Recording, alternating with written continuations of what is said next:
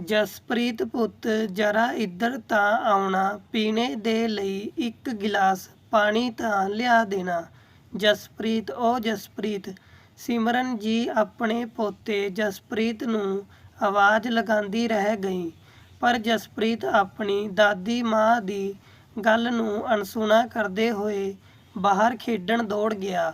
ਸਿਮਰਨ ਜੀ ਨੇ ਆਪਣੀ ਨੂੰਹ ਨੂੰ ਆਵਾਜ਼ ਲਗਾਈ, ਪਰ ਦੋਵੇਂ ਨੂੰਹਾਂ ਵਿੱਚ ਤੋਂ ਕਿਸੇ ਇੱਕ ਨੇ ਵੀ ਆਉਣਾ ਜ਼ਰੂਰੀ ਨਹੀਂ ਸਮਝਿਆ। ਸਿਮਰਨ ਜੀ ਦੇ ਪਤੀ ਦਾ ਦੇਹਾਂਤ ਹੋਏ 7 ਮਹੀਨੇ ਹੋ ਚੁੱਕੇ ਸੀ। ਪਤੀ ਦੀ ਮੌਤ ਦੇ ਬਾਅਦ ਉਹ ਹੁਣ ਬਿਲਕੁਲ ਇਕੱਲੀ ਪੈ ਗਈ ਸੀ। ਸਿਮਰਨ ਜੀ ਦੇ 2 ਪੁੱਤ ਅਤੇ ਇੱਕ ਬੇਟੀ ਹੈ। ਬੇਟੀ ਦਾ ਵਿਆਹ ਚੰਗੇ ਖਾਨਦਾਨ ਵਿੱਚ ਕਰਕੇ ਉਹ ਉਸਦੀ ਜ਼ਿੰਮੇਦਾਰੀ ਤੋਂ ਮੁਕਤ ਹੋ ਚੁੱਕੀ ਹਨ। ਦੋਵੇਂ ਪੁੱਤ ਵੀ ਸ਼ਾਦੀशुदा ਹਨ। ਵੱਡੇ ਪੁੱਤ ਰਾਜੇਸ਼ ਦੀ ਪਤਨੀ ਰਜਨੀ ਅਤੇ ਛੋਟੇ ਪੁੱਤ ਅਮਨ ਦੀ ਪਤਨੀ ਅੰਮ੍ਰਿਤਾ ਹੈ। ਦੋਨਾਂ ਦਾ ਇੱਕ ਇੱਕ ਪੁੱਤ ਹੈ। ਰਾਜੇਸ਼ ਦਾ ਪੁੱਤ ਜਸਪ੍ਰੀਤ 10 ਸਾਲ ਦਾ ਹੈ, ਜਦਕਿ ਅਮਨ ਦਾ ਪੁੱਤ ਸੋਨੂ 9 ਸਾਲ ਦਾ ਹੈ। ਦੋਨਾਂ ਵਿੱਚ 1 ਸਾਲ ਦਾ ਫਰਕ ਸੀ, ਪਰੰਤੂ ਦੋਨਾਂ ਦਾ ਜਨਮਦਿਨ ਇੱਕ ਹੀ ਦਿਨ ਆਉਂਦਾ ਸੀ। ਘਰ ਵਿੱਚ ਸਾਰੇ ਲੋਕ ਆਪਣਾ ਖਿਆਲ ਖੁਦ ਰੱਖ ਸਕਦੇ ਸੀ, ਪਰ ਜੇਕਰ ਘਰ ਵਿੱਚ ਕਿਸੇ ਨੂੰ ਸਹਾਰੇ ਦੀ ਜ਼ਰੂਰਤ ਸੀ ਤਾਂ ਉਹ ਸੀ ਸਿਮਰਨ ਜੀ, ਜਿਨ੍ਹਾਂ ਦੀ ਢਲਦੀ ਉਮਰ ਦੇ ਨਾਲ ਸਰੀਰ ਦੀ ਤਾਕਤ ਅਤੇ ਹੱਡੀਆਂ ਵਿੱਚ ਜਾਨ ਘੱਟ ਹੁੰਦੀ ਜਾ ਰਹੀ ਸੀ। ਆਪਣੇ ਘਰ ਦੇ ਵਿਹੜੇ ਵਿੱਚ ਚਾਰਪਾਈ ਪਰ ਸਿਮਰਨ ਜੀ ਇਕੱਲੀ ਬੈਠੀ ਹੋਈ ਸੀ ਅਤੇ ਖੁਦ ਨੂੰ ਬਹੁਤ ਲਾਚਾਰ ਮਹਿਸੂਸ ਕਰ ਰਹੀ ਸੀ। ਬੈਠੇ ਬੈਠੇ ਸੋਚ ਰਹੀ ਸੀ ਕਿ ਇਹ ਤਾਂ ਕੁਦਰਤ ਦਾ ਨਿਯਮ ਹੈ ਕਿ ਜਿਵੇਂ ਜਿਵੇਂ ਨਵੀਂ ਪੀੜ੍ਹੀ ਦੇ ਸਰੀਰ ਵਿੱਚ ਤਾਕਤ ਵੱਧਦੀ ਹੈ, ਉਵੇਂ ਹੀ ਪੁਰਾਣੀ ਪੀੜ੍ਹੀ ਕਮਜ਼ੋਰ ਅਤੇ ਲਾਚਾਰ ਹੁੰਦੀ ਜਾਂਦੀ ਹੈ। ਪਰੰਤੂ ਨਵੀਂ ਅਤੇ ਪੁਰਾਣੀ ਪੀੜ੍ਹੀ ਦੇ ਵਿੱਚ ਇੰਨੀ ਦੂਰੀ ਆ ਜਾਵੇਗੀ ਕਿ ਨਾ ਤਾਂ ਬੱਚਿਆਂ ਨੂੰ ਉਹਨਾਂ ਦਾ ਇਕੱਲਾਪਣ ਦਿਖੇਗਾ ਅਤੇ ਨਾ ਹੀ ਉਹਨਾਂ ਦੇ ਹੰਝੂ ਨਜ਼ਰ ਆਉਣਗੇ। ਇਹੋ ਜਿਹਾ ਤਾਂ ਮੈਂ ਸੁਪਨੇ ਵਿੱਚ ਵੀ ਨਹੀਂ ਸੋਚਿਆ ਸੀ। ਜਦ 7 ਮਹੀਨੇ ਪਹਿਲਾਂ ਉਹਨਾਂ ਦੇ ਪਤੀ ਦੀ ਮੌਤ ਹੋਈ ਸੀ, ਜਦ ਦੋਵੇਂ ਪੁੱਤਾਂ ਅਤੇ ਨੂੰਹਾਂ ਉਹਨਾਂ ਦੀ ਬਹੁਤ ਸੇਵਾ ਕਰ ਰਹੇ ਸੀ। ਕੁਝ ਹੀ ਦਿਨ ਬੀਤੇ ਸੀ ਜਦ ਦੋਵੇਂ ਪੁੱਤਾਂ ਨੇ ਆ ਕੇ ਕਿਹਾ, ਮਾਂ ਸਾਡਾ ਇਹਨਾਂ 2 ਕਮਰਿਆਂ ਵਿੱਚ ਕਿਵੇਂ ਗੁਜ਼ਾਰਾ ਹੋ ਪਾਵੇਗਾ। ਹੁਣ ਬੱਚੇ ਵੀ ਵੱਡੇ ਹੋ ਰਹੇ ਹਨ ਤਾਂ ਉਹਨਾਂ ਨੂੰ ਵੀ ਤਾਂ ਪੜ੍ਹਾਈ ਕਰਨੇ ਦੇ ਲਈ ਅਲੱਗ ਕਮਰਾ ਚਾਹੀਦਾ। ਪਿਤਾ ਜੀ ਤਾਂ ਕੁਝ ਕੀਤੇ ਬਗੈਰ ਹੀ ਸਵਰਗ ਸਿਧਾਰ ਗਏ, ਹੁਣ ਤੁਸੀਂ ਹੀ ਕੁਝ ਕਰੋ। ਪੁੱਤ ਦੀ ਇਹ ਗੱਲਾਂ ਸੁਣ ਕੇ ਸਿਮਰਨ ਜੀ ਕੁਝ ਹੈਰਾਨ ਰਹਿ ਗਈ ਅਤੇ ਪੁੱਛਣ ਲੱਗੀ, ਪਰ ਪੁੱਤ ਤੂੰ ਕਹਿਣਾ ਕਿਆ ਚਾਹੁੰਦਾ ਹੈ? ਮੈਂ ਕਿਆ ਕਰ ਸਕਦੀ ਹਾਂ? ਮੇਰੇ ਕੋਲ ਤਾਂ ਇੰਨੇ ਪੈਸੇ ਵੀ ਨਹੀਂ ਹਨ ਕਿ ਮੈਂ ਮਕਾਨ ਪਰ ਖਰਚ ਕਰ ਸਕਾਂ। ਜਦੀ ਉਹਨਾਂ ਦਾ ਛੋਟਾ ਪੁੱਤ ਬੋਲਿਆ, ਮਾਂ ਪਿਤਾ ਜੀ ਨੇ ਸਾਰੀ ਜ਼ਮੀਨ ਜਾਇਦਾਦ ਤੁਹਾਡੇ ਹੀ ਨਾਮ ਕਰ ਦਿੱਤੀ ਸੀ। ਤੁਹਾਡੀ ਜੋ ਪਿੰਡ ਵਾਲੀ ਜ਼ਮੀਨ ਰੱਖੀ ਹੈ ਉਸਦੀ ਤਾਂ ਤੁਸੀਂ ਹੀ ਮਾਲਿਕ ਹੋ। ਮਾਂ ਤੁਸੀਂ ਉਸ ਜ਼ਮੀਨ ਦਾ ਅੱਧਾ ਹਿੱਸਾ ਵੇਚ ਦਵੋ। ਉਸ ਨੂੰ ਵੇਚ ਕੇ ਜੋ ਪੈਸੇ ਮਿਲਣਗੇ ਉਸ ਨਾਲ ਅਸੀਂ ਉੱਪਰ ਦੀ 2 ਮੰਜ਼ਿਲ ਬਣਵਾ ਲਵਾਂਗੇ। ਫਿਰ ਵੱਡੇ ਪੁੱਤ ਨੇ ਕਿਹਾ, ਮਾਂ ਤੁਸੀਂ ਹੀ ਸੋਚੋ ਕਿ ਸਾਡੇ ਬੱਚੇ ਵੀ ਵੱਡੇ ਹੋ ਰਹੇ ਹਨ, ਜਗ੍ਹਾ ਦੀ ਕਿੰਨੀ ਕਮੀ ਹੋ ਚੁੱਕੀ ਹੈ ਅਤੇ ਫਿਰ ਕਦੀ ਕਵਾਰ ਬੱਚਿਆਂ ਦੇ ਦੋਸਤ ਵੀ ਆ ਜਾਂਦੇ ਹਨ ਜਾਂ ਕਦੀ ਉਹਨਾਂ ਦੋਨਾਂ ਦਾ ਜਨਮਦਿਨ ਮਨਾਉਣਾ ਹੁੰਦਾ ਹੈ ਤਾਂ ਜਗ੍ਹਾ ਨਾ ਹੋਣੇ ਦੇ ਕਾਰਨ ਉਹਨਾਂ ਨੂੰ ਵੀ ਸ਼ਰਮਿੰਦਾ ਹੋਣਾ ਪੈਂਦਾ ਹੈ। ਪੁੱਤਾਂ ਦੀ ਇੰਨੀ ਬੇਨਤੀ ਕਰਨੇ ਦੇ ਬਾਅਦ ਸਿਮਰਨ ਜੀ ਸੋਚ ਵਿੱਚ ਪੈ ਗਈ। ਫਿਰ ਸੋਚਣ ਲੱਗੀ ਕਿ ਅੱਜ ਹੋ ਜਾਂ ਕੱਲ੍ਹ, ਆਖਿਰ ਇਹ ਸਭ ਕੁਝ ਬੱਚਿਆਂ ਦਾ ਹੀ ਤਾਂ ਹੈ। ਐਸਾ ਸੋਚਦੇ ਹੋਏ ਉਹਨਾਂ ਨੇ ਪਿੰਡ ਦੀ ਜ਼ਮੀਨ ਦਾ ਅੱਧਾ ਹਿੱਸਾ ਵੇਚ ਦਿੱਤਾ ਅਤੇ ਉਸ ਨਾਲ ਆਇਆ ਪੈਸਾ ਪੁੱਤਾਂ ਨੂੰ ਦੇ ਦਿੱਤਾ ਅਤੇ ਕਿਹਾ, ਹੁਣ ਤੁਹਾਨੂੰ ਜਿਵੇਂ ਠੀਕ ਲੱਗੇ ਤੁਸੀਂ ਵੈਸਾ ਮਕਾਨ ਬਣਾ ਲਵੋ। ਦੋਵੇਂ ਪੁੱਤਾਂ ਨੇ ਉੱਪਰ 2 ਮੰਜ਼ਿਲਾਂ ਹੋਰ ਬਣਵਾ ਲਈ। ਫਿਰ ਕੁਝ ਦਿਨ ਬੀਤੇ ਤਾਂ ਇੱਕ ਦਿਨ ਉਹਨਾਂ ਦਾ ਵੱਡਾ ਪੁੱਤ ਉਹਨਾਂ ਦੇ ਕੋਲ ਆਇਆ ਅਤੇ ਬੋਲਿਆ, ਮਾਂ ਹੁਣ ਤੁਹਾਡੀ ਤਬੀਅਤ ਠੀਕ ਨਹੀਂ ਰਹਿੰਦੀ ਹੈ ਤਾਂ ਫਿਰ ਤੁਹਾਨੂੰ ਜ਼ਮੀਨ ਜਾਇਦਾਦ ਦਾ ਕੰਮ ਕਿਆ ਹੈ? ਹੁਣ ਇਸ ਬੁਢਾਪੇ ਵਿੱਚ ਤਾਂ ਆਪਣੀ ਜ਼ਿੰਮੇਦਾਰੀਆਂ ਆਪਣੇ ਬੱਚਿਆਂ ਨੂੰ ਸੌਂਪ ਦਿਓ ਅਤੇ ਫਿਰ ਆਰਾਮ ਨਾਲ ਆਪਣੀ ਨੂੰਹਾਂ ਤੋਂ ਆਪਣੀ ਸੇਵਾ ਕਰਵਾਓ। ਸ਼ਾਨ ਨਾਲ ਬੈਠ ਕੇ ਹੁਕਮ ਚਲਾਣਾ ਆਪਣੀ ਨੂੰਹਾਂ ਪਰ। ਫਿਰ ਸਿਮਰਨ ਜੀ ਬੋਲੀ, ਪੁੱਤ ਤੂੰ ਹੀ ਇਹ ਸਭ ਕਿਆ ਕਹਿ ਰਿਹਾ ਹੈ? ਮੈਂ ਕਿਥੇ ਭੱਜੀ ਜਾ ਰਹੀ ਹਾਂ? ਜਦੀ ਉਹਨਾਂ ਦਾ ਛੋਟਾ ਪੁੱਤ ਅਮਨ ਜਸਪ੍ਰੀਤ ਅਤੇ ਸੋਨੂ ਦਾ ਹੱਥ ਫੜ ਕੇ ਲੈ ਆਇਆ ਅਤੇ ਬੋਲਿਆ, ਮਾਂ ਕੱਲ੍ਹ ਇਹਨਾਂ ਦੋਨਾਂ ਦਾ ਜਨਮ ਦਿਨ ਹੈ ਅਤੇ ਅਸੀਂ ਚਾਹੁੰਦੇ ਹਾਂ ਕਿ ਤੁਸੀਂ ਇਹਨਾਂ ਨੂੰ ਇਹੋ ਜਿਹਾ ਤੋਹਫਾ ਦੇਵੋ ਜੋ ਕਦੀ ਕਿਸੇ ਨੇ ਨਾ ਦਿੱਤਾ ਹੋ। ਜਦ ਸਿਮਰਨ ਜੀ ਬੋਲੀ, ਹਾਂ ਪੁੱਤ, ਮੈਂ ਵੀ ਇਹਨਾਂ ਦਾ ਜਨਮ ਦਿਨ ਯਾਦਗਾਰ ਬਣਦੇ ਹੋਏ ਦੇਖਣਾ ਚਾਹੁੰਦੀ ਹਾਂ, ਪਰ ਮੈਂ ਕਿਆ ਕਰ ਸਕਦੀ ਹਾਂ, ਕੋਈ ਚੰਗਾ ਤੋਹਫਾ ਵੀ ਨਹੀਂ ਦੇ ਸਕਦੀ। ਜਦੀ ਵੱਡਾ ਪੁੱਤ ਰਾਜੇਸ਼ ਬੋਲਿਆ, ਮਾਂ ਜੀ ਸਿਰਫ ਤੁਸੀਂ ਹੀ ਹੋ ਜੋ ਇਹਨਾਂ ਨੂੰ ਅਨਮੋਲ ਤੋਹਫਾ ਦੇ ਸਕਦੀ ਹੋ। ਇਹੋ ਜਿਹਾ ਕਹਿੰਦੇ ਹੋਏ ਉਸਨੇ ਆਪਣੀ ਮਾਂ ਦੇ ਅੱਗੇ ਕੁਝ ਕਾਗਜ਼ ਰੱਖ ਦਿੱਤੇ ਅਤੇ ਬੋਲਿਆ, ਮਾਂ ਤੁਹਾਨੂੰ ਹੋਰ ਕੁਝ ਨਹੀਂ ਕਰਨਾ, ਬਸ ਇਹਨਾਂ ਕਾਗਜ਼ਾਂ ਪਰ ਆਪਣੇ ਦਸਤਖਤ ਕਰ ਦਵੋ। ਅਰੇ ਪੁੱਤ, ਇਸ ਪਰ ਤਾਂ ਸਭ ਕੁਝ ਅੰਗਰੇਜ਼ੀ ਵਿੱਚ ਲਿਖਿਆ ਹੈ। ਤੇਰੇ ਪਿਤਾ ਹਮੇਸ਼ਾ ਕਿਹਾ ਕਰਦੇ ਸੀ ਕਿ ਦਸਤਖਤ ਕਰਨੇ ਤੋਂ ਪਹਿਲਾਂ ਕਾਗਜ਼ਾਂ ਨੂੰ ਪੜ੍ਹ ਲੈਣਾ ਚਾਹੀਦਾ, ਕਿਉਂਕਿ ਧੋਖਾਧੜੀ ਬਹੁਤ ਹੈ। ਪਰ ਇਹ ਗੱਲ ਤਾਂ ਪਰਾਏ ਲੋਕਾਂ ਦੇ ਨਾਲ ਲਾਗੂ ਹੁੰਦੀ ਹੈ। ਇੱਥੇ ਮੇਰੇ ਨਾਲ ਕੌਣ ਧੋਖਾ ਕਰੇਗਾ? ਇਹੋ ਜਿਹਾ ਕਹਿੰਦੇ ਹੋਏ ਉਹਨਾਂ ਨੇ ਕਾਗਜ਼ਾਂ ਪਰ ਦਸਤਖਤ ਕਰ ਦਿੱਤੇ। ਪਰ ਜਿਵੇਂ ਹੀ ਉਹਨਾਂ ਨੇ ਦਸਤਖਤ ਕੀਤੇ, ਉਹਨਾਂ ਦੇ ਮਨ ਵਿੱਚ ਖਿਆਲ ਆਇਆ ਕਿ ਪੁੱਛਣਾ ਤਾਂ ਚਾਹੀਦਾ ਕਿ ਇਹ ਕਾਗਜ਼ ਕਿਸ ਚੀਜ਼ ਦੇ ਹਨ।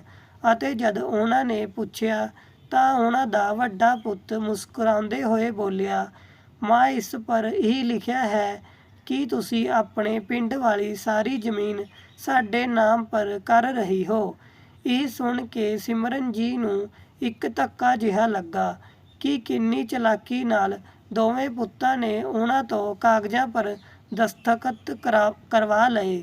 ਪਰ ਫਿਰ ਸੋਚਣ ਲੱਗੀ ਕਿ ਪੁੱਤ ਸਹੀ ਤਾਂ ਕਹਿ ਰਿਹਾ ਸੀ ਕਿ ਇਸ ਉਮਰ ਵਿੱਚ ਮੈਂ ਜ਼ਮੀਨ ਜਾਇਦਾਦ ਦਾ ਕਿਆ ਕਰੂੰਗੀ। ਜੇਕਰ ਇਹ ਮੈਂ ਉਹਨਾਂ ਨੂੰ ਦੇ ਵੀ ਦਿੱਤੀ ਤਾਂ ਕਿਆ ਹੋ ਗਿਆ, ਹੁਣ ਆਰਾਮ ਨਾਲ ਰਹੂੰਗੀ। ਦੋਵੇਂ ਨੂੰਹਾਂ ਅਤੇ ਪੁੱਤਾਂ ਤੋਂ ਖੂਬ ਸੇਵਾ ਕਰਵਾਉਂਗੀ। ਉਸ ਦਿਨ ਸਵੇਰੇ ਸਵੇਰੇ ਹੀ ਸਿਮਰਨ ਜੀ ਪਾਰਕ ਵਿੱਚ ਟਹਿਲਣੇ ਦੇ ਲਈ ਚਲੀ ਗਈ। ਥੋੜ੍ਹੀ ਸੈਰ ਕਰਨੇ ਦੇ ਬਾਅਦ ਉਹ ਆਪਣੀ ਸਹੇਲੀ ਰੰਜਨਾ ਜੀ ਦੇ ਨਾਲ ਗੱਪਸ਼ਪ ਕਰਦੀ ਰਹੀ ਅਤੇ ਜਦ ਘਰ ਵਾਪਿਸ ਮੁੜੀ ਤਾਂ ਦੇਖਿਆ ਘਰ ਪਰ ਕੋਈ ਨਹੀਂ ਸੀ। ਰਸੋਈ ਘਰ ਦਾ ਸਮਾਨ ਵੀ ਗਾਇਬ ਸੀ। ਇੱਕ ਪਲ ਨੂੰ ਉਹ ਘਬਰਾ ਗਈ ਅਤੇ ਬੱਚਿਆਂ ਨੂੰ ਆਵਾਜ਼ ਦੇਣ ਲੱਗੀ ਤਾਂ ਬੜੀ ਨੂੰ ਇੰਨੇ ਵਿੱਚ ਉੱਪਰ ਤੋਂ ਚੀਕੀ, ਕਿਆ ਹੋਇਆ ਮਾਂ ਜੀ, ਇੰਨਾ ਕਿਉਂ ਚੀਕ ਰਹੀ ਹੋ? ਅਸੀਂ ਉੱਪਰ ਆ ਚੁੱਕੇ ਹਾਂ, ਸਾਰਾ ਸਮਾਨ ਲੈ ਕੇ। ਠੀਕ ਹੈ ਨੂੰ, ਕੰਮ ਵਿੱਚ ਵਿਅਸਤ ਹੋ ਤਾਂ ਮੈਂ ਵੀ ਉੱਪਰ ਹੀ ਆ ਜਾਂਦੀ ਹਾਂ। ਜਿਵੇਂ ਹੀ ਸਿਮਰਨ ਜੀ ਉੱਪਰ ਪਹੁੰਚੀ ਅਤੇ ਪਹਿਲਾ ਕਦਮ ਰੱਖਿਆ ਤਾਂ ਨੂੰ ਜ਼ੋਰ ਨਾਲ ਚੀਕੀ, ਤੁਹਾਨੂੰ ਦਿਖਾਈ ਨਹੀਂ ਦਿੰਦਾ? ਸਾਰਾ ਘਰ ਗੰਦਾ ਕਰ ਦਿੱਤਾ। ਹੁਣੇ ਮੈਂ ਪੋਚਾ ਲਗਾਇਆ ਸੀ, ਸੁੱਕ ਤਾਂ ਜਾਣੇ ਦਿੱਤਾ ਹੁੰਦਾ। ਆਪਣੀ ਨੂੰਹ ਰਜਨੀ ਦੇ ਮੂੰਹ ਤੋਂ ਐਸੀ ਗੱਲਾਂ ਸੁਣ ਕੇ ਸਿਮਰਨ ਜੀ ਦਾ ਕਲੇਜਾ ਮੂੰਹ ਨੂੰ ਆ ਗਿਆ ਅਤੇ ਹੜਬੜਾਉਂਦੇ ਹੋਏ ਬੋਲੀ, ਨੂੰ ਉਹ ਮੈਨੂੰ ਬਹੁਤ ਜ਼ੋਰ ਨਾਲ ਭੁੱਖ ਲੱਗੀ ਸੀ। ਜੇਕਰ ਮੇਰੇ ਲਈ ਨਾਸ਼ਤਾ ਬਣਾ ਦਿੰਦੀ ਤਾਂ ਫਿਰ ਨੂੰਹ ਦਾ ਗੁੱਸੇ ਨਾਲ ਭਰਾ ਹੋਇਆ ਚਿਹਰਾ ਦੇਖਦੇ ਹੋਏ ਬੋਲੀ, ਮੈਂ ਉੱਪਰ ਜਾ ਕੇ ਫਰਸ਼ ਗੰਦਾ ਨਹੀਂ ਕਰੂੰਗੀ, ਤੂੰ ਮੇਰੇ ਲਈ ਖਾਣਾ ਨੀਚੇ ਹੀ ਪਹੁੰਚਾ ਦੇਣਾ। ਜਦੀ ਰਜਨੀ ਬੋਲੀ, ਦੇਖੋ ਮਾਂ ਜੀ, ਹੁਣੇ ਮੈਂ ਕੁਝ ਨਹੀਂ ਬਣਾਇਆ ਖਾਣੇ ਨੂੰ, ਉੱਪਰ ਜਾ ਕੇ ਆਪਣੀ ਛੋਟੀ ਨੂੰਹ ਤੋਂ ਪੁੱਛ ਲਵੋ, ਉਸਨੇ ਕੁਝ ਬਣਾਇਆ ਹੋਵੇਗਾ ਤਾਂ ਦੇ ਦੇਵੇਗੀ। ਅਰੇ ਨੂੰ, ਪਹਿਲਾਂ ਹੀ ਇੰਨੀ ਪੌੜੀਆਂ ਚੜ੍ਹ ਕੇ ਮੇਰਾ ਸਾਹ ਫੁੱਲ ਗਿਆ ਹੈ, ਤੂੰ ਹੀ ਕੁਝ ਦੇ ਦਿੰਦੀ। ਮਾਂ ਜੀ ਹੁਣੇ ਮੈਨੂੰ ਬਹੁਤ ਕੰਮ ਹੈ, ਇੱਕ ਰੋਟੀ ਬਣਾਉਣੇ ਦਾ ਹੀ ਕੰਮ ਨਹੀਂ ਹੈ। ਇੰਨਾ ਕਹਿ ਕੇ ਉਹ ਚਲੀ ਗਈ। ਸਿਮਰਨ ਜੀ ਜਿਵੇਂ ਤਿਵੇਂ ਹਿੰਮਤ ਜੁਟਾ ਕੇ ਛੋਟੀ ਨੂੰ ਅੰਮ੍ਰਿਤਾ ਦੇ ਕੋਲ ਪਹੁੰਚੀ। ਦੇਖਿਆ ਤਾਂ ਉਹ ਵੀ ਘਰ ਦੇ ਕੰਮ ਵਿੱਚ ਵਿਅਸਤ ਸੀ। ਉਹਨਾਂ ਨੇ ਉਸ ਨੂੰ ਆਵਾਜ਼ ਦਿੱਤੀ ਅਤੇ ਖਾਣਾ ਮੰਗਿਆ ਤਾਂ ਅੰਮ੍ਰਿਤਾ ਨੇ ਕਿਹਾ, ਮਾਂ ਜੀ ਹੁਣੇ ਮੈਂ ਰੋਟੀਆਂ ਨਹੀਂ ਬਣਾਈ, ਰਾਤ ਦੀ ਰੋਟੀਆਂ ਪਈ ਹਨ, ਤੁਸੀਂ ਉਹੀ ਖਾ ਲਵੋ। ਸਿਮਰਨ ਜੀ ਰਾਤ ਦੀ ਬਾਸੀ ਰੋਟੀਆਂ ਲੈ ਕੇ ਉਦਾਸ ਭਾਵ ਨਾਲ ਹੇਠਾਂ ਆ ਗਈ, ਪਰੰਤੂ ਉਹ ਸਮਝਣੇ ਵਿੱਚ ਅਸਮਰਥ ਸੀ ਕਿ ਉਹਨਾਂ ਦੇ ਅੱਗੇ ਪਿੱਛੇ ਮਾਂ ਜੀ ਕਹਿ ਕੇ ਸਾਰਾ ਦਿਨ ਉਹਨਾਂ ਦੀ ਸੇਵਾ ਕਰਨੇ ਵਾਲੀ ਨੂੰਹਾਂ ਅੱਜ ਇੰਨਾ ਅਜੀਬ ਜਿਹਾ ਵਿਵਹਾਰ ਕਿਉਂ ਕਰ ਰਹੀ ਹਨ। ਉਸੇ ਸਮੇਂ ਉਹਨਾਂ ਦੀ ਬੇਟੀ ਰਾਧਿਕਾ ਦਾ ਫੋਨ ਆਇਆ। ਮਾਂ, ਕਿਵੇਂ ਹੋ ਤੁਸੀਂ? ਖਾਣਾ ਤਾਂ ਸਮੇਂ ਪਰ ਖਾਂਦੀ ਹੋ ਨਾ? ਤਾਂ ਸਿਮਰਨ ਜੀ ਬੋਲੀ, ਬੇਟਾ ਮੈਂ ਬਿਲਕੁਲ ਠੀਕ ਹਾਂ। ਤੇਰੇ ਦੋਵੇਂ ਭਰਾਵਾਂ ਅਤੇ ਭਾਬੀਆਂ ਨੇ ਤਾਂ ਮੈਨੂੰ ਸਰ ਅੱਖਾਂ ਪਰ ਬਿਠਾ ਕੇ ਰੱਖਿਆ ਹੈ। ਤੂੰ ਮੇਰੀ ਚਿੰਤਾ ਨਾ ਕਰਿਆ ਕਰ। ਤੇਰੀ ਭਾਬੀ ਗਰਮ ਖਾਣਾ ਪਰੋਸ ਕੇ ਗਈ ਹੈ। ਮੈਂ ਹੁਣੇ ਖਾਣਾ ਖਾ ਰਹੀ ਹਾਂ, ਬਾਅਦ ਵਿੱਚ ਗੱਲ ਕਰਦੀ ਹਾਂ। ਇਹੋ ਜਿਹਾ ਕਹਿੰਦੇ ਹੋਏ ਸਿਮਰਨ ਜੀ ਦੀ ਅੱਖਾਂ ਭਰ ਆਈ ਅਤੇ ਗਲਾ ਰੁੱਧ ਗਿਆ। ਉਹ ਆਪਣੀ ਬੇਟੀ ਦਾ ਦਿਲ ਦੁਖਾਉਣਾ ਨਹੀਂ ਚਾਹੁੰਦੀ ਸੀ, ਇਸ ਲਈ ਤੁਰੰਤ ਫੋਨ ਕੱਟ ਦਿੱਤਾ।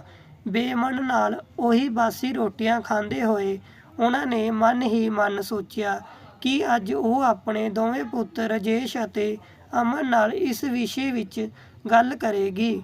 ਦੁਪਹਿਰ ਬੀਤਣੇ ਨੂੰ ਸੀ ਅਤੇ ਸਿਮਰਨ ਜੀ ਹੁਣੇ ਤੱਕ ਦੁਪਹਿਰ ਦੇ ਖਾਣੇ ਦਾ ਇੰਤਜ਼ਾਰ ਕਰ ਰਹੀ ਸੀ। ਜਦ ਕੋਈ ਨਹੀਂ ਆਇਆ ਤਾਂ ਥੱਕ ਕੇ ਉਹਨਾਂ ਨੇ ਆਵਾਜ਼ ਲਗਾਈ, ਨੂੰ ਮੈਨੂੰ ਭੁੱਖ ਲੱਗੀ ਹੈ, ਖਾਣਾ ਤਾਂ ਦੇ ਦਿਓ। ਪਰੰਤੂ ਕਿਸੇ ਦਾ ਕੋਈ ਜਵਾਬ ਨਹੀਂ ਸੀ।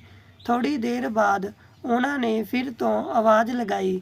4-5 ਵਾਰ ਆਵਾਜ਼ ਲਗਾने पर जब कोई नहीं आया ਤਾਂ ਥੱਕ ਹਾਰ ਕੇ ਉਹ ਫਿਰ ਤੋਂ ਉੱਪਰ ਗਈ ਤਾਂ ਵੱਡੀ ਨੂੰ ਰਜਨੀ ਨੇ ਨੱਕ ਸਿਕੋੜਦੇ ਹੋਏ 2 ਰੋਟੀ ਅਤੇ ਸਬਜ਼ੀ ਇੱਕ ਡਿਸਪੋਜ਼ੇਬਲ ਪਲੇਟ ਵਿੱਚ ਪਾ ਕੇ ਇਵੇਂ ਰੱਖ ਦਿੱਤੀ ਜਿਵੇਂ ਕਿਸੇ ਭਿਖਾਰੀ ਨੂੰ ਖਾਣਾ ਦਿੱਤਾ ਹੋ। ਨੂੰਹ ਦਾ ਇਹੋ ਜਿਹਾ ਅਜੀਬ ਵਿਵਹਾਰ ਦੇਖ ਕੇ ਸਿਮਰਨ ਜੀ ਦੀ ਹੈਰਾਨੀ ਦਾ ਟਿਕਾਣਾ ਨਹੀਂ ਸੀ। ਸੋਚਣ ਲੱਗੀ ਕਿ ਆਖਿਰ ਅੱਜ ਦੋਨਾਂ ਨੂੰਹਾਂ ਨੂੰ ਮੇਰੀ 2 ਵਕਤ ਦੀ ਰੋਟੀਆਂ ਵੀ ਭਾਰੀ ਕਿਉਂ ਲੱਗ ਰਹੀ ਹੈ।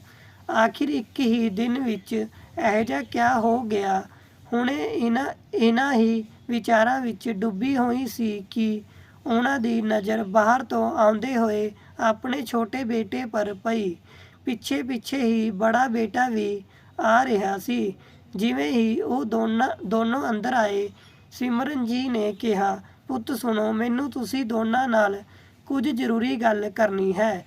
ਜਦ ਹੀ ਛੋਟਾ ਪੁੱਤ ਬੋਲਿਆ, ਮਾਂ ਜੀ ਜੋ ਵੀ ਗੱਲ ਕਰਨੀ ਹੈ ਬਾਅਦ ਵਿੱਚ ਕਰਨਾ, ਮੈਂ ਹੁਣੇ ਬਹੁਤ ਥੱਕਿਆ ਹੋਇਆ ਹਾਂ। ਵੱਡੇ ਪੁੱਤ ਨੇ ਵੀ ਕਿਹਾ, ਮਾਂ ਤੁਹਾਨੂੰ ਤਾਂ ਕੋਈ ਕੰਮ ਹੈ ਨਹੀਂ, ਅਸੀਂ ਥੱਕੇ ਹੋਏ ਆਉਂਦੇ ਹਾਂ ਅਤੇ ਤੁਸੀਂ ਆਉਂਦੇ ਹੀ। ਇੰਨਾ ਕਹਿੰਦੇ ਉਹ ਦੋਵੇਂ ਚਲੇ ਗਏ। ਸਿਮਰਨ ਜੀ ਆਪਣਾ ਮੂੰਹ ਲੈ ਕੇ ਉੱਥੇ ਹੀ ਬੈਠੀ ਰਹਿ ਗਈ।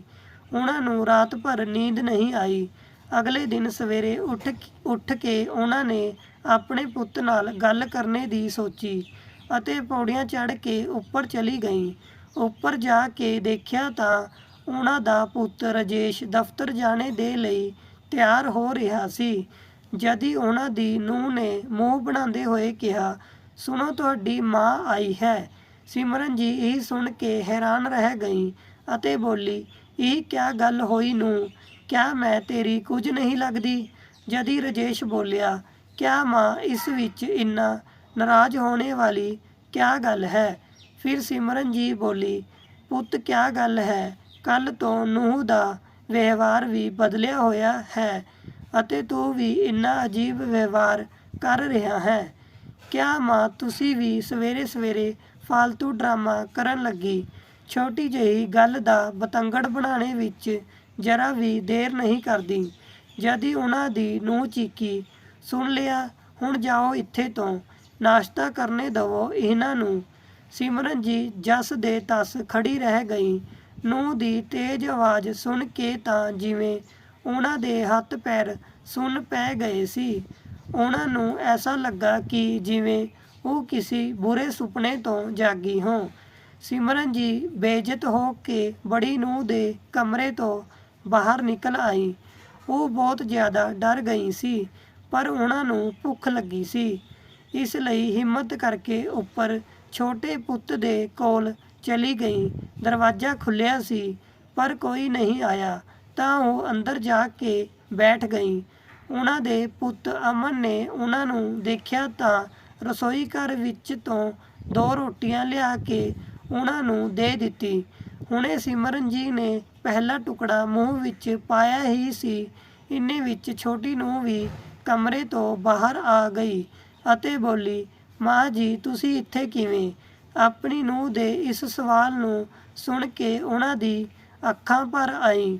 ਇੱਥੇ ਕਿਵੇਂ ਮਤਲਬ? ਹੁਣ ਰਜਨੀ ਨੂੰਹ ਨੇ ਵੀ ਮੈਨੂੰ ਕਹਿ ਦਿੱਤਾ ਹੈ ਕਿ ਇੱਥੇ ਨਾ ਆਇਆ ਕਰੋ, ਅਤੇ ਹੁਣ ਤੂੰ ਵੀ ਐਸੀ ਗੱਲਾਂ ਕਰੇਂਗੀ ਤਾਂ ਮੈਂ ਕਿੱਥੇ ਜਾਊਂਗੀ? ਆਪਣੀ ਮਾਂ ਦੀ ਇਹ ਗੱਲ ਸੁਣ ਕੇ ਅਮਨ ਨੇ ਉਹਨਾਂ ਨੂੰ ਕਿਹਾ, ਮਾਂ ਤੁਸੀਂ ਪਹਿਲਾਂ ਖਾਣਾ ਖਾ ਲਵੋ, ਫਿਰ ਗੱਲ ਕਰ ਲੈਣਾ। ਅਮਨ ਨੂੰ ਆਪਣੀ ਮਾਂ ਨਾਲ ਨਰਮੀ ਨਾਲ ਪੇਸ਼ ਆਉਂਦੇ ਦੇਖ ਛੋਟੀ ਨੂੰ ਅੰਮ੍ਰਿਤਾ ਗੁੱਸੇ ਨਾਲ ਦੇਖਣ ਲੱਗੀ, ਪਰੰਤੂ ਉਸ ਸਮੇਂ ਕੁਝ ਨਹੀਂ ਕਿਹਾ। ਅਗਲੇ ਦਿਨ ਜਦ ਉਹਨਾਂ ਨੇ ਆਪਣੇ ਵੱਡੇ ਪੁੱਤ ਰਾਜੇਸ਼ ਨੂੰ ਦਵਾਈਆਂ ਲਿਆਉਣੇ ਨੂੰ ਕਿਹਾ ਤਾਂ ਬੜੀ ਨੂੰਹ ਨੇ ਸਪਸ਼ਟ ਜਵਾਬ ਦੇ ਦਿੱਤਾ ਕਿ ਸਾਡੇ ਤੋਂ ਆਪਣੇ ਖਰਚੇ ਪੂਰੇ ਨਹੀਂ ਹੁੰਦੇ ਤਾਂ ਤੁਹਾਡੇ ਖਰਚੇ ਕਿਵੇਂ ਚੁੱਕੀਏ? ਗੱਲ ਸਿਰਫ 2 ਰੋਟੀ ਦੀ ਹੁੰਦੀ ਤਾਂ ਚੱਲਦਾ ਸੀ, ਤੁਹਾਡੇ ਖਰਚੇ ਤਾਂ ਘੱਟ ਨਹੀਂ ਹਨ। ਕੱਪੜਿਆਂ ਦਾ ਖਰਚ, ਦਵਾਈਆਂ ਦਾ ਖਰਚ, ਖਾਣੇ ਪੀਣੇ ਦਾ ਖਰਚ। ਨਾ ਬਾਬਾ, ਸਾਡੇ ਤੋਂ ਇਹ ਸਭ ਖਰਚ ਨਹੀਂ ਚੁੱਕਿਆ ਜਾਵੇਗਾ। ਹੁਣ ਸਿਮਰਨ ਜੀ ਨੇ ਵੱਡੀ ਨੂੰਹ ਦੇ ਕੋਲ ਜਾ ਕੇ ਖਾਣਾ ਮੰਗਣਾ ਛੱਡ ਦਿੱਤਾ ਸੀ। ਹੁਣ ਤਿੰਨੋਂ ਸਮੇਂ ਦਾ ਖਾਣਾ ਛੋਟੀ ਨੂੰਹ ਦੇ ਇੱਥੇ ਤੋਂ ਹੀ ਖਾਣਾ ਪੈਂਦਾ ਸੀ। ਕੁਝ ਦਿਨ ਇਵੇਂ ਹੀ ਚੱਲਦਾ ਰਿਹਾ। ਇੱਕ ਦਿਨ ਜਦ ਸਿਮਰਨ ਜੀ ਖਾਣਾ ਖਾਣੇ ਦੇ ਲਈ ਆਪਣੀ ਛੋਟੀ ਨੂੰਹ ਦੇ ਕੋਲ ਜਾ ਰਹੀ ਸੀ, ਜਦ ਹੀ ਉਹਨਾਂ ਨੂੰ ਛੋਟੀ ਨੂੰਹ ਅੰਮ੍ਰਿਤਾ ਦੀ ਆਵਾਜ਼ ਆਈ।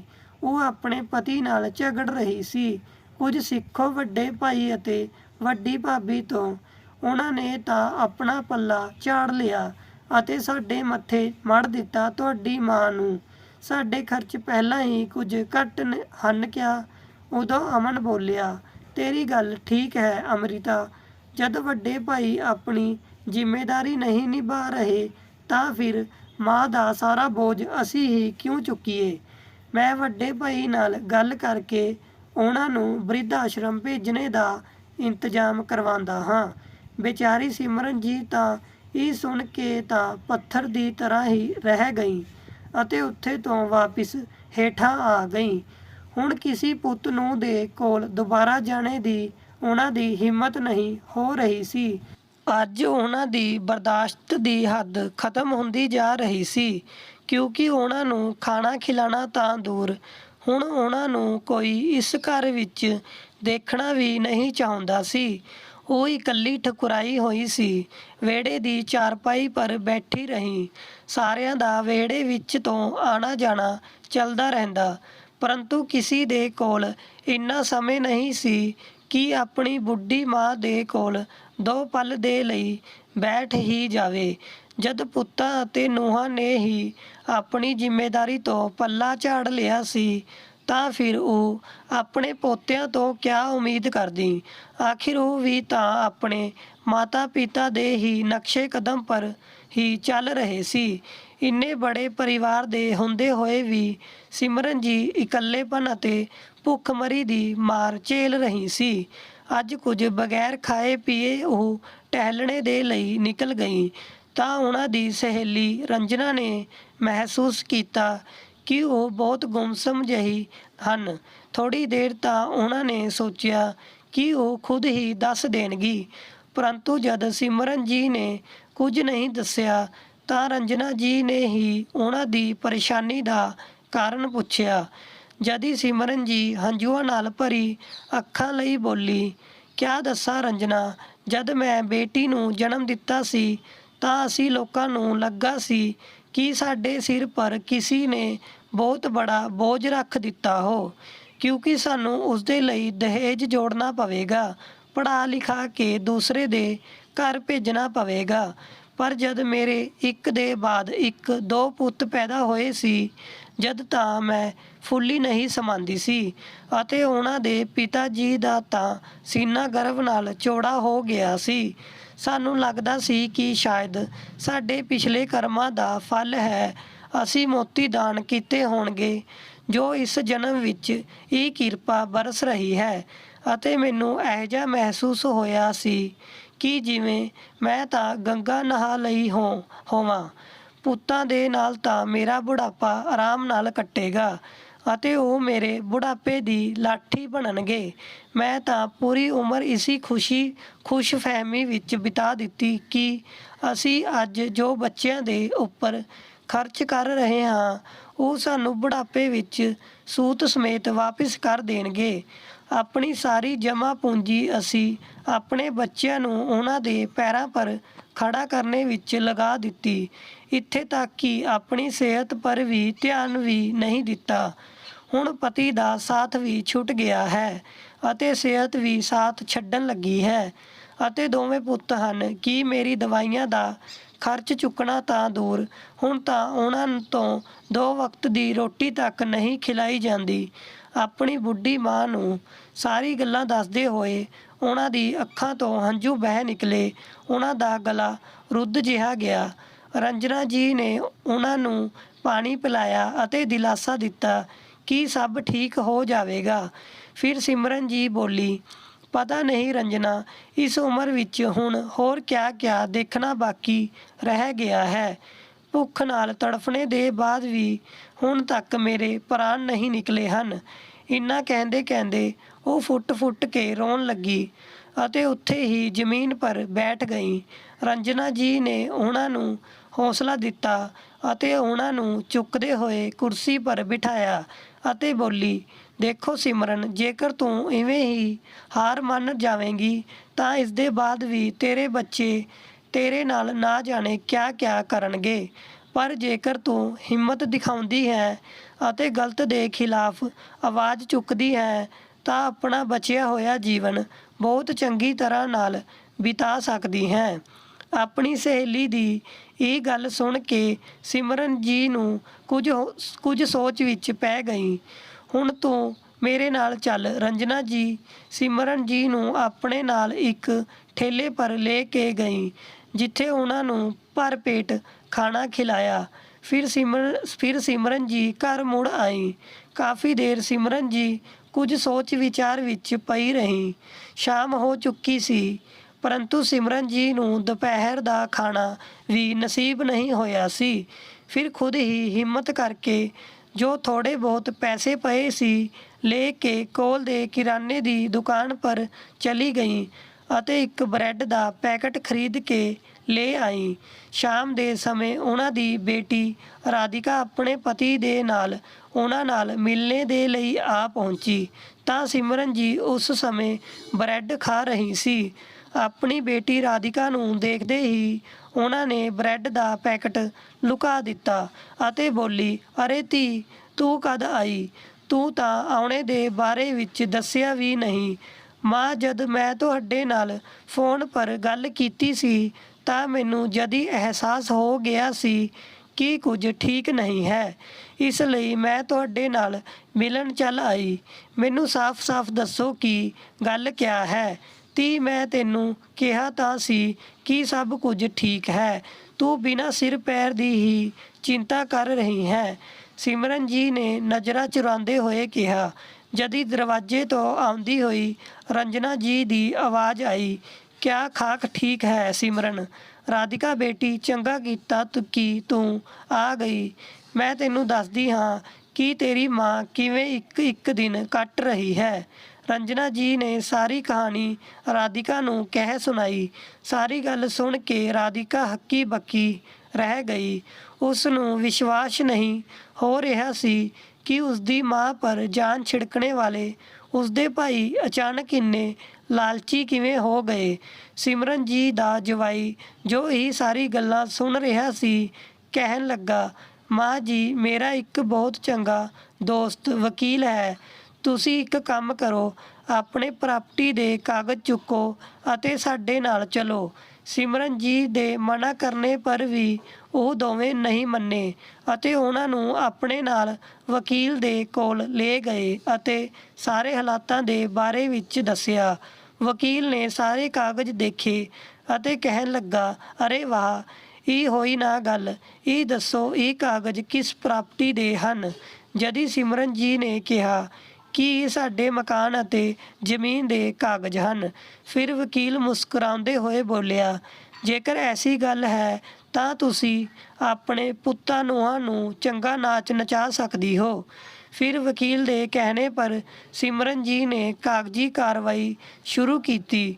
ਉਸਦੇ ਕੁਝ ਸਮੇਂ ਬਾਅਦ ਸਿਮਰਨ ਜੀ ਘਰ ਮੁੜ ਆਈ। ਥੋੜ੍ਹੀ ਹੀ ਦੇਰ ਵਿੱਚ ਉਹਨਾਂ ਦੇ ਦੋਵੇਂ ਪੁੱਤ ਵੀ ਘਰ ਆ ਗਏ। ਉਹਨਾਂ ਦੇ ਕੋਲ ਆ ਕੇ ਬੋਲੇ, ਮਾਂ ਹੁਣ ਸਾਡੇ ਤੋਂ ਤੁਹਾਡਾ ਬੋਝ ਹੋਰ ਨਹੀਂ ਚੁੱਕਿਆ ਜਾਂਦਾ, ਇਸ ਲਈ ਅਸੀਂ ਤੁਹਾਡਾ ਇੰਤਜ਼ਾਮ ਬਿਰਧ ਆਸ਼ਰਮ ਵਿੱਚ ਕਰਵਾ ਦਿੱਤਾ ਹੈ।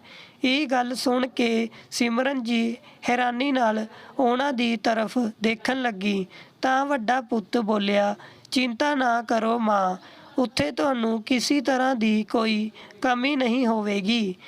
ਹੁਣੇ ਹੀ ਗੱਲ ਚੱਲ ਹੀ ਰਹੀ ਸੀ ਕਿ ਰਾਧਿਕਾ ਅਤੇ ਉਸਦਾ ਪਤੀ ਵਕੀਲ ਦੇ ਨਾਲ ਉਹਨਾਂ ਦੇ ਸਾਹਮਣੇ ਹਾਜ਼ਰ ਹੋ ਗਏ।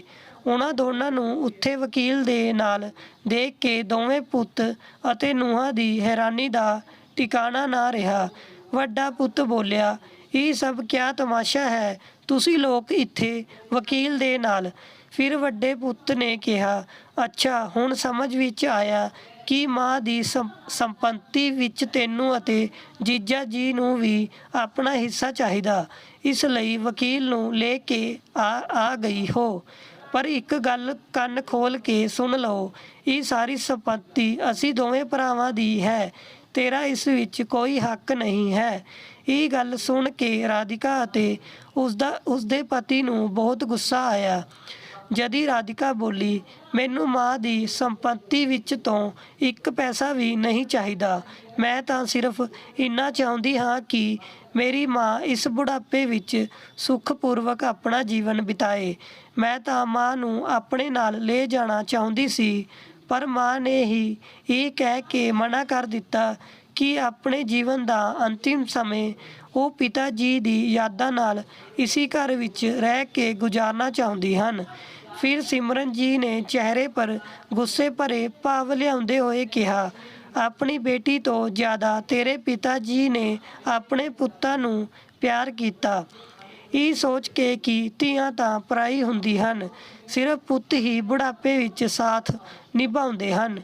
ਪਰ ਅੱਜ ਮੈਨੂੰ ਮਹਿਸੂਸ ਹੋ ਰਿਹਾ ਹੈ ਕਿ ਸਾਡੇ ਤੋਂ ਕਿੰਨੀ ਬੜੀ ਗਲਤੀ ਹੋ ਗਈ ਸੀ। ਤੁਸੀਂ ਲੋਕਾਂ ਨੇ ਮੇਰੇ ਕੋਲ ਕੋਈ ਹੋਰ ਚਾਰਾ ਹੀ ਨਹੀਂ ਛੱਡਿਆ ਸੀ। ਜਦ ਤੱਕ ਜਾਇਦਾਦ ਮੇਰੇ ਨਾਮ ਪਰ ਸੀ, ਜਦ ਤੱਕ ਮੇਰੇ ਅੱਗੇ ਪਿੱਛੇ ਦੌੜਦੇ ਸੀ, ਅਤੇ ਹੁਣ ਫਰਜ਼ ਨਿਭਾਉਣੇ ਦੀ ਗੱਲ ਆਈ ਤਾਂ ਤੁਸੀਂ ਸਭੀ ਨੇ ਹੱਥ ਪਿੱਛੇ ਖਿੱਚ ਲਏ। ਮੇਰਾ ਪੈਸਾ ਅਤੇ ਜ਼ਮੀਨ ਤੁਸੀਂ ਸਾਰਿਆਂ ਨੂੰ ਚਾਹੀਦੀ ਸੀ, ਪਰ ਤੁਹਾਡੀ ਬੁੱਢੀ ਮਾਂ ਉਸਦਾ ਕਿਆ? ਇਹ ਨਾ ਭੁੱਲੋ ਕਿ ਇਹ ਘਰ ਅੱਜ ਵੀ ਮੇਰੇ ਪਤੀ ਦਾ ਹੈ, ਜਿਸ ਪਰ ਸਭ ਤੋਂ ਪਹਿਲਾ ਅਧਿਕਾਰ ਮੇਰਾ ਹੈ। ਜਦੀ ਵੱਡੇ ਪੁੱਤ ਨੇ ਕਿਹਾ, ਇਸ ਪਰ ਹੁਣ ਤੁਹਾਡਾ ਕੋਈ ਅਧਿਕਾਰ ਨਹੀਂ ਹੈ। ਵਸੀਅਤ ਬਣਾਉਂਦੇ ਸਮੇਂ ਹੀ ਪਿਤਾ ਜੀ ਨੇ ਇਹ ਮਕਾਨ ਸਾਡੇ ਨਾਮ ਪਰ ਕਰ ਦਿੱਤਾ ਸੀ। ਜਦੀ ਵਕੀਲ ਸਾਹਿਬ ਬੋਲੇ, ਤੁਹਾਡੀ ਗੱਲ ਸਹੀ ਹੈ, ਪਰ ਤੁਹਾਡੇ ਪਿਤਾ ਜੀ ਨੇ ਮਰਨੇ ਤੋਂ ਪਹਿਲਾਂ ਇਹ ਘਰ ਅਤੇ ਜ਼ਮੀਨ ਆਪਣੀ ਪਤਨੀ ਸਿਮਰਨ ਜੀ ਦੇ ਨਾਮ ਪਰ ਕਰ ਦਿੱਤੀ ਸੀ, ਅਤੇ ਨਾਲ ਹੀ ਇਹ ਵੀ ਲਿਖਵਾਇਆ ਸੀ ਕਿ ਉਹਨਾਂ ਦੀ ਪਤਨੀ ਦੇ ਜਿਉਂਦੇ ਜੀ ਸਾਰੀ ਪ੍ਰਾਪਰਟੀ ਦੀ ਮਾਲਕਿਨ ਉਹੀ ਰਹੇਗੀ। ਸ਼ਾਇਦ ਤੁਸੀਂ ਲੋਕਾਂ ਦੇ ਪਿਤਾ ਜੀ ਨੂੰ ਇਹ ਗੱਲ ਦਾ ਅਹਿਸਾਸ ਪਹਿਲਾਂ ਹੀ ਹੋ ਚੁੱਕਾ ਸੀ ਕਿ ਤੁਸੀਂ ਆਪਣੀ ਮਾਂ ਦੇ ਨਾਲ ਕਿੰਨੀ ਘਟੀਆ ਹਰਕਤਾਂ ਕਰ ਸਕਦੇ ਹੋ। ਇਸ ਲਈ ਉਹਨਾਂ ਨੇ ਆਪਣੀ ਪਤਨੀ ਦੀ ਸੁਰੱਖਿਆ ਦੇ ਲਈ ਆਪਣੀ ਮੌਤ ਤੋਂ ਪਹਿਲਾਂ ਹੀ ਆਪਣੀ ਵਸੀਅਤ ਵਿੱਚ ਬਦਲਾਵ ਕਰਵਾ ਦਿੱਤਾ ਸੀ। ਉਹਨਾਂ ਦੀ ਮੌਤ ਦੀ ਜੋ ਤਰੀਕ ਤੁਸੀਂ ਦੱਸੀ ਹੈ, ਉਸ ਤੋਂ ਠੀਕ ਇੱਕ ਹਫ਼ਤਾ ਪਹਿਲਾਂ ਹੀ ਵਸੀਅਤ ਬਦਲਵਾ ਦਿੱਤੀ ਗਈ ਸੀ। ਅੱਜ ਦੀ ਤਰੀਕ ਵਿੱਚ ਇਹ ਘਰ ਅਤੇ ਤੁਹਾਡੇ ਪਿਤਾ ਜੀ ਦੀ ਪਿੰਡ ਦੀ ਜ਼ਮੀਨ ਸਿਮਰਨ ਜੀ ਦੀ ਹੈ। ਉਹ ਜਿਵੇਂ ਚਾਹੇ ਉਸਦਾ ਇਸਤੇਮਾਲ ਕਰ ਸਕਦੀ ਹਨ, ਕੋਈ ਉਹਨਾਂ ਨੂੰ ਕੁਝ ਨਹੀਂ ਕਹਿ ਸਕਦਾ। ਇਹ ਸੁਣ ਕੇ ਤਾਂ ਜਿਵੇਂ ਦੋਵੇਂ ਪੁੱਤਾਂ ਦੀ ਜਾਨ ਹੀ ਨਿਕਲਣ ਲੱਗੀ। ਉਹ ਕਦੀ ਵਕੀਲ ਨੂੰ ਦੇਖਦੇ ਤਾਂ ਕਦੀ ਆਪਣੀ ਮਾਂ ਨੂੰ। ਇਸ ਘਟਨਾ ਦੇ ਬਾਅਦ ਸਿਮਰਨਜੀਤ, ਜੋ ਅੱਜ ਤੱਕ ਸਭ ਕੁਝ ਸਹਿਣ ਕਰਦੀ ਆਈ ਸੀ, ਚੁੱਪਚਾਪ ਰਹਿਣੇ ਵਾਲੀ ਇੱਕ ਸਿੱਧੀ ਮਹਿਲਾ ਨਹੀਂ ਰਹੀ। ਆਪਣੇ ਅਧਿਕਾਰ ਦੇ ਲਈ ਲੜਨਾ ਉਹਨਾਂ ਨੂੰ ਆ ਗਿਆ ਸੀ ਅਤੇ ਆਪਣੀ ਔਲਾਦ ਨੂੰ ਸਬਕ ਸਿਖਾਉਣ ਦੇ ਲਈ ਉਹਨਾਂ ਨੇ ਆਪਣੇ ਪੁੱਤਾਂ ਨੂੰਹਾਂ ਨੂੰ ਫਰਮਾਨ ਸੁਣਾ ਦਿੱਤਾ ਕਿ ਉਹ ਜਲਦੀ ਤੋਂ ਜਲਦੀ ਮਕਾਨ ਨੂੰ ਖਾਲੀ ਕਰ ਦੇਣ। ਇੰਨੀ ਗੱਲ ਸੁਣਦੇ ਹੀ ਵੱਡਾ ਪੁੱਤ ਰਾਜੇਸ਼ ਆਪਣੀ ਮਾਂ ਦੇ ਪੈਰਾਂ ਵਿੱਚ ਗਿਰ ਪਿਆ। ਮਾਂ, ਮੇਰੇ ਤੋਂ ਬਹੁਤ ਬੜੀ ਗਲਤੀ ਹੋ ਗਈ, ਮੈਨੂੰ ਮਾਫ਼ ਕਰ ਦਿਓ। ਉਸੀ ਸਮੇਂ ਛੋਟਾ ਪੁੱਤ ਅਮਨ ਬੋਲਿਆ, ਮਾਂ, ਮੈਨੂੰ ਤਾਂ ਵੱਡੇ ਭਾਈ ਨੇ ਉਲਟੀ ਪੱਟੀ ਪੜ੍ਹਾਈ ਸੀ, ਨਹੀਂ ਤਾਂ ਤੁਸੀਂ ਜਾਣਦੀ ਹੀ ਹੋ ਮੈਂ ਅਜਿਹਾ ਕਰਨੇ ਦੇ ਬਾਰੇ ਵਿੱਚ ਸੋਚ ਵੀ ਨਹੀਂ ਸਕਦਾ ਸੀ। ਫਿਰ ਸਿਮਰਨਜੀਤ ਬੋਲੀ, ਮੈਨੂੰ ਝਿੜਕਣ ਤੋਂ ਪਹਿਲਾਂ ਤੁਸੀਂ ਇੰਨਾ ਤੱਕ ਨਹੀਂ ਸੋਚਿਆ ਕਿ ਇਸ ਉਮਰ ਵਿੱਚ ਮਾਂ ਕਿੱਥੇ ਜਾਵੇਗੀ, ਕਿਵੇਂ ਰਹੇਗੀ? ਫਿਰ ਮੈਂ ਤੁਹਾਡੇ ਬਾਰੇ ਵਿੱਚ ਕਿਉਂ ਸੋਚਾਂ? ਪਰ ਮੈਂ ਆਪਣੇ ਦੋਵੇਂ ਪੋਤਿਆਂ ਨੂੰ ਦਰ-ਦਰ ਦੀ ਠੋਕਰਾਂ ਖਾਣੇ ਦੇ ਲਈ ਨਹੀਂ ਛੱਡ ਸਕਦੀ। ਇਸ ਲਈ ਤੁਸੀਂ ਲੋਕ ਇਸ ਘਰ ਵਿੱਚ ਰਹਿਣਾ ਚਾਹੁੰਦੇ ਹੋ ਤਾਂ ਤੁਹਾਨੂੰ ਸਭ ਤੋਂ ਉੱਪਰ ਵਾਲੀ ਮੰਜ਼ਿਲ ਪਰ ਰਹਿਣਾ ਹੋਵੇਗਾ। ਹੁਣ ਸਿਮਰਨਜੀਤ ਨੇ ਆਪਣੀ ਗਲਤੀ ਸੁਧਾਰਦੇ ਹੋਏ ਇੱਕ ਹੋਰ ਕਦਮ ਚੁੱਕਿਆ। ਉਹਨਾਂ ਨੇ ਵਸੀਅਤ ਵਿੱਚ ਬਦਲਾਵ ਕਰਵਾਇਆ ਕਿ ਉਹਨਾਂ ਦੀ ਮੌਤ ਦੇ ਬਾਅਦ ਉਹਨਾਂ ਦੀ ਪਿੰਡ ਵਾਲੀ ਜ਼ਮੀਨ ਪਰ ਸਿਰਫ ਉਹਨਾਂ ਦੀ ਬੇਟੀ ਦਾ ਹੱਕ ਹੋਵੇਗਾ। ਆਪਣੀ ਸਹੇਲੀ ਦੀ ਮਦਦ ਨਾਲ ਉਹਨਾਂ ਨੇ ਆਪਣੇ ਮਕਾਨ ਦੇ ਵਿੱਚ ਵਾਲੀ ਮੰਜ਼ਿਲ ਕਿਰਾਏ ਪਰ ਚੜ੍ਹਾ ਦਿੱਤੀ ਅਤੇ ਸਭ ਤੋਂ ਨੀਚੇ ਉਹ ਖੁਦ ਰਹਿਣ ਲੱਗੀ। ਰਾਧਿਕਾ ਨੇ ਉਹਨਾਂ ਦੇ ਲਈ ਖਾਣਾ ਬਣਾਉਣੇ, ਸਾਫ਼ ਸਫਾਈ ਕਰਨੇ ਅਤੇ ਕੱਪੜੇ ਧੋਣੇ ਦੇ ਲਈ ਇੱਕ ਮੇਡ ਵੀ ਲਗਵਾ ਦਿੱਤੀ। ਹੁਣ ਸਿਮਰਨਜੀਤ ਨੂੰ ਚੰਗਾ ਖਾਣਾ ਨਸੀਬ ਹੋਣ ਲੱਗਾ ਸੀ।